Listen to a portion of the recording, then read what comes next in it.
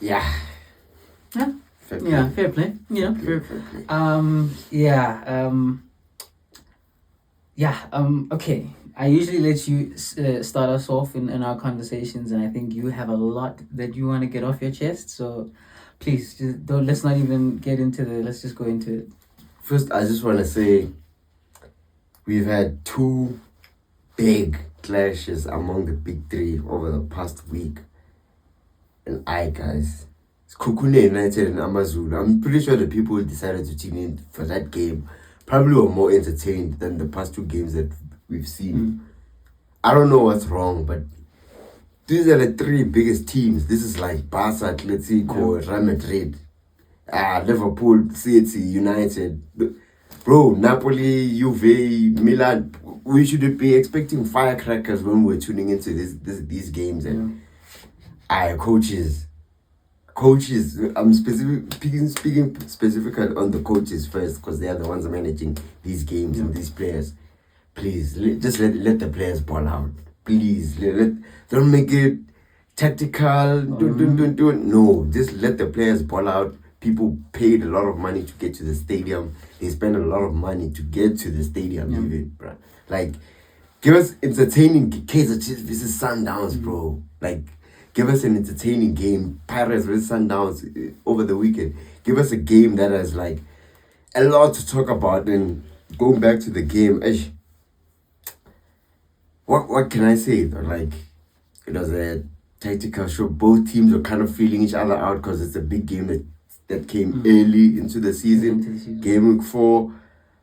But also the players, man. Incision, bro. Like, creative spark. Do something, young. I know Tico would have done something there. I know Shava would have done something. I will come a billion. Castro. Bro, you guys are the next generation. Ribeiro. Tembazwane, dog, like, please, we wanna be entertained when watching such big games. And just speaking solely on the game, I feel like, people didn't get their money's worth, and us sitting here watching it, I didn't enjoy the game, bro. I think for me, we were watching the game together, and they weren't. Obviously, we watched the game at a very analytical level because we understand, or we watch the game at like a very tactical. We pay attention. We're interested in these types of stuff. Yeah. So we're seeing all these things happen, but even then, just we're still football fans, and football fans, first and foremost, we want to see goals. We want to be entertained. We want to see good, free flowing football. And I'd say we didn't really see that. As you said, I think it was a very tactical game. I think both coaches had a certain plan of how they wanted to play against each other, and I'd say to a certain extent, I'd say Coach Nabi probably he would be more happy in terms of his players, what he wanted them to do against Sundowns. But I will agree that still, I think it was a very drab affair. I think there was not a lot of opportunities. There were a few. In fact, the most clear cut opportunities was Uduba's header at a certain extent. I think Saleh's had a really great shot from out wide. Yeah. And Umteto also had a couple of opportunities that he took. But I don't know, man. I think from that aspect, I didn't really enjoy it from that point of view. But now I'm just looking at it now from the game itself. I'd say this is the first time that in a while that I'm walking out of a game versus Sundowns and I'm disappointed. I feel like we could have gotten a bit more. And I think that just shows how, as I said, how well Coach Nabi or the technical team kind of just like drilled whatever that in terms of, okay, we're going to let them have the ball. It's fine. We're going to, counter press them at certain moments. And I think that was probably the biggest ace that Chiefs had in this game. They were pressing so intensely. And that was something that I was saying to you. It was like, our problem, Chiefs, sometimes is that we are good at pressing, but we're not consistent with our pressing. It's not sustainable. It's unsustainable, and we don't do it cohesively as a unit. Because now, if you don't press together, you're going to leave spaces, and that's how teams play against us. That's why we always get caught on the transition. Yeah. And I think today was probably the best that I had seen it in a prolonged, I'd say everyone really just came to the party and just understood what needed to be done, especially because obviously I think it's Sundown, so obviously you don't really need to tell the players to get up for it. They're just going to be up for it and they want to just play. And I'd say certain players I want to mention. Mtetwa already. What a game for him! Man of the match. He was everywhere. He was everywhere, Yeah. and I think for me, from just looking at it from Chiefs' perspective, I'd say he really was just the midfield general. Which is funny because 2 weeks ago I was saying Tabukele was our midfield general, and I'd say he had a few good moments in terms of just like collecting the ball and just kind of breaking up play, but I'd say maybe not as much. But again, credit to Mtetwa as well, just for the way he's kind of refined his game, being a lot more clean, a lot more just like in terms of ball retention, kind of just like going into players and just kind of really just breaking the game down. And I was very impressed with that. Also, I'd say someone who was my second running for man of the match, Umako. Yeah, Paseka Mako, who that was his debut, right? Yeah, I think that was his first start. It was debut because he came injured, and what a debut. Yeah. I'd say what a way to just announce yourself to the faithful. Bradley Cross, I'm sorry, bro. I am so sorry. I think Hugo Bros was at the stadium, and I'm pretty sure he's watching this game saying, because I genuinely feel like he didn't put a foot wrong. Yeah. I'd say he really was just so solid, and I'd say from that perspective, I'd say I was very happy individually. I'd say from a team perspective, the only disappointment I'd say up front, we were just not very, what can I say? We were not very there were certain moments where we would break in or would kind of go in from the flanks, or would kind of put in long balls and it just wouldn't connect. Things just would not be, hitting, and you're just asking yourself, that's the final touch that we need. I'd say defensively we were so sound. I'd say there were a couple of opportunities where you guys caught us on the break, and you could have easily destroyed us. And I'd say good defending from Miguel, of course, and obviously not missing Umakhathi, but I'd say his replacement definitely he really just kind of did a good service just coming in for him. But I'd say just to touch on you guys. I've been watching, Sundowns. We've been watching, we've watched Sundowns versus Chiefs games plenty of times, and this is probably the worst showing I've ever seen you guys. Honestly speaking, I just feel like, I don't know, man. Obviously, you'll touch on it, in terms of players, personnel specifically, but I don't know. You guys were losing balls. I'd say the first half was so weird because we were basically playing in our half. In terms of we were really just pounding you guys, and you were the ones kind of having to just get on the break and we were reactive in this game, and I think it's a reflection of our manager, bro. In terms of we're not on the Sundowns that's always on the front foot anymore. We're always reacting, and I think it comes down to the coach. I'll start by noting the substitutions that he made. Usually, when Sundowns is playing, the substitutions that you make should change the game. But when he's making subs every single time, it's because he's fixing a mistake. True. Subbing off Fawaz Basadian, that's not going to help us. It's just that, okay, Fawaz Basadian, he has a yellow card. Let me, put him on the bench. To be fair, I'd say after that yellow card, he was pretty sound. He didn't really put a foot wrong in terms of any risky tackles or anything. He was pretty sound, to be fair. But exactly. And also, we have attacking talent. Peter Chalulile, Lebo Mutiva, Siabonga Mabena, Kutlano Litlak on the bench. None of them are subbed on at the right time. Every time he needs to make a sub, it's because he's reacting to the other coach. I don't know, maybe there's a lot of trust in this group of players to bring together results, but sometimes as a coach you should recognize when there's changes in the game and be proactive to it.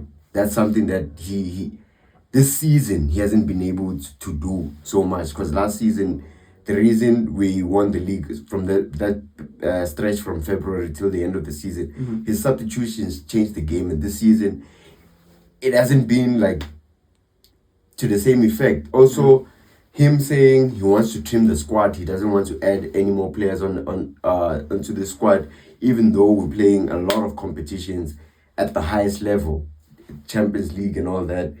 He says he cannot manage players that would always make it difficult for him to select a team, because players want to play. The game time is limited sometimes at Mamelodi Sundowns. He says he'd like to limit that, but also you would need quality players here.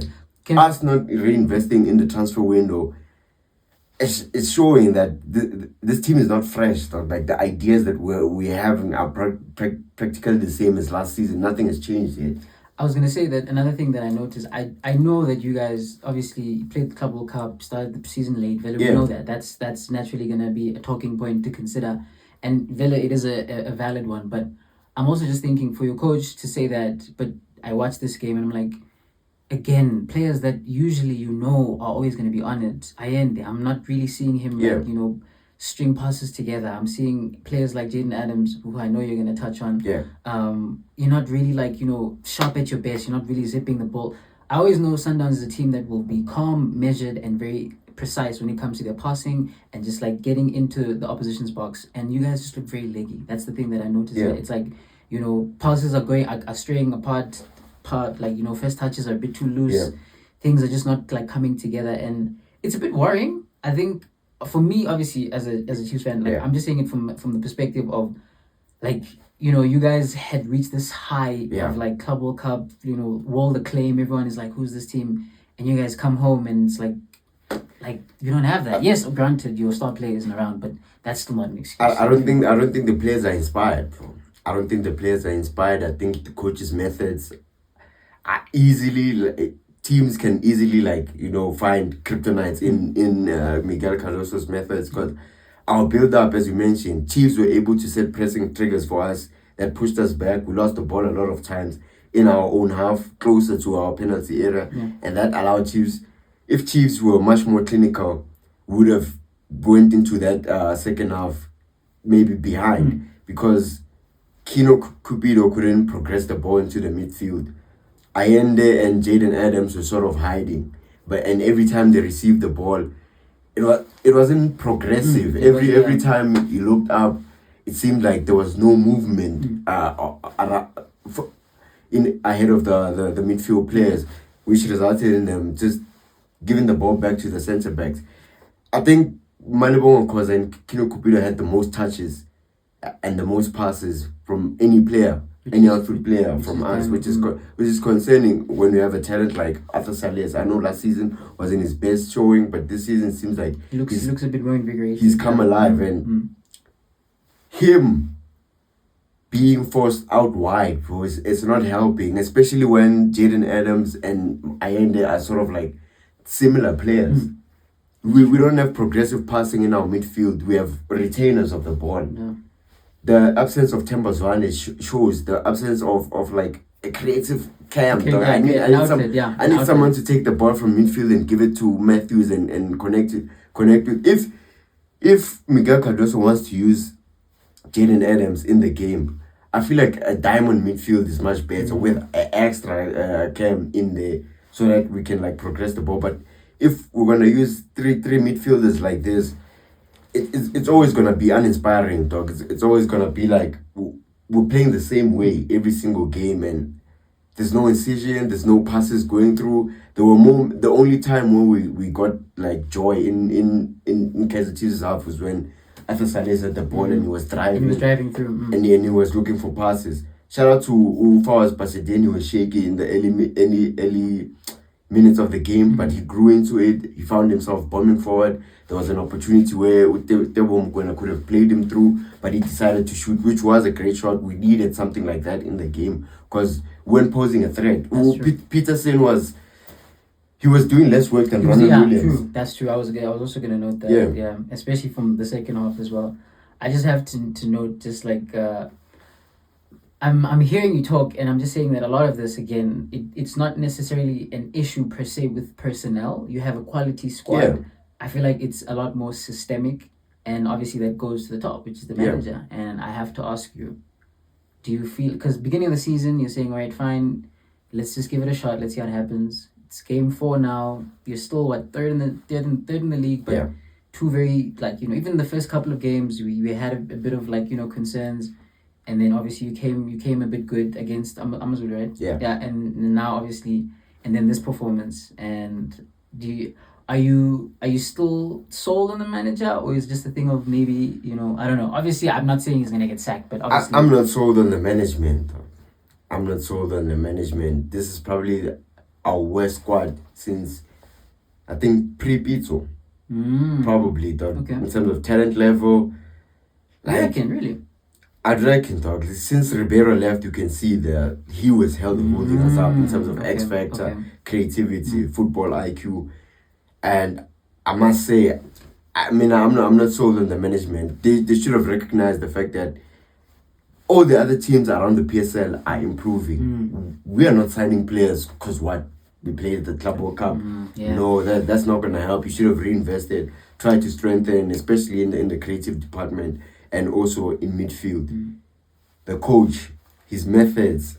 I mean, I just feel like these players are not inspired, bro. The coach is not giving them a platform to play good football. The same way Rulani, Kwena, even though we had his own criticisms, but we still played like... I can say under Coach Rulani, and I think you and I, we watched the match day 3 last year against these two teams. And one thing, even that game, Chiefs started well, but Sundowns grew into that game. Yes, granted, you did have your beers and all of that, but I'd say I never got that from Thingy. Oh, United are losing 3-0. Love that. So I was still saying that under Coach Rulani, I never felt this way. I never watched this game and said, damn, Sundowns looks a bit weird. You grew into games. You're a team that, even if when you're under the cosh, you are able to just say, come on, guys, let's just get our heads together. And I just didn't see that. As you're saying, I do see that probably there is a lack of inspiration. There is a lack of just like, that cutting edge that I know you guys to always have. Like, as someone who watches you consistently. And a weird game overall, a very frustrating game for the neutrals and even for the fans who went to the stadium and were watching on TV. It really just I don't know. But obviously, share of the spoils, Sundowns versus Chiefs. Chiefs has a very woeful record against you guys in the league, so we'll take it. Undefeated, 4 clean sheets in a row. I think in the context of the season, it's a good result. I think for you guys, definitely a good result under the circumstances, and we'll take it. But I don't know if there's any other thoughts that you just wanted to before we round it off. No, I think this increases Kaizer Chiefs' title credentials as like a potential title challenger going into the rest of the season. It obviously depends on if the team can handle being at the upper level of the league and if they can keep up the consistency. But other than that, Sekhukhune United top the league currently right now after 4 games based on goal difference. Imagine us, you and I busy saying all this time that and Sekhukhune, we're gonna have to But sorry, go ahead, And Sundowns round off the top 3, and Orlando Pirates are making ground, 2 wins on the bounce. Come on, boys, top 8, let's go. Top 8, come on. And Chipa United are rooted right at the bottom. Them and Magesi still haven't registered. Unfortunate, man, because I think that game against you guys, I was really expecting them to do something, and it just hasn't. It had, they also have management issues. A couple of their assistant coaches were let go for some weird reason. But other than that, I think that the league is shaping up well. You can already tell from these first 4 games what most of the teams are going to be like going for this season. I'm just looking at the league. I'm seeing 10, 10, 8, 8, 7. Again, first couple of games, but like the shares of the spoils are just being like points are being shared around. Like it's not a thing of these teams are going to definitely win and these ones are definitely going to lose. It's shaping up to be competitive, and I think more than anything, that's the biggest win that we can take. And I don't mind that. I endorse that, and I'm hoping that this is going to be a very interesting season. But in terms of Wednesday night football, it is what it is. So we'll take it. But that was just our brief, not so brief thoughts on the big showdown of today. Please let us know what you guys think. What did you make of the game? What do you think of Sundowns fans? Are you happy with Coach Cardoso? What are you thinking? Chiefs fans, are you feeling like this is the start of something? We'd love to hear from you guys. Just constantly keep on interacting. We appreciate it so much. And man, from myself, Mo, and VJ here at No Foul Plays at A. Stay tuned in.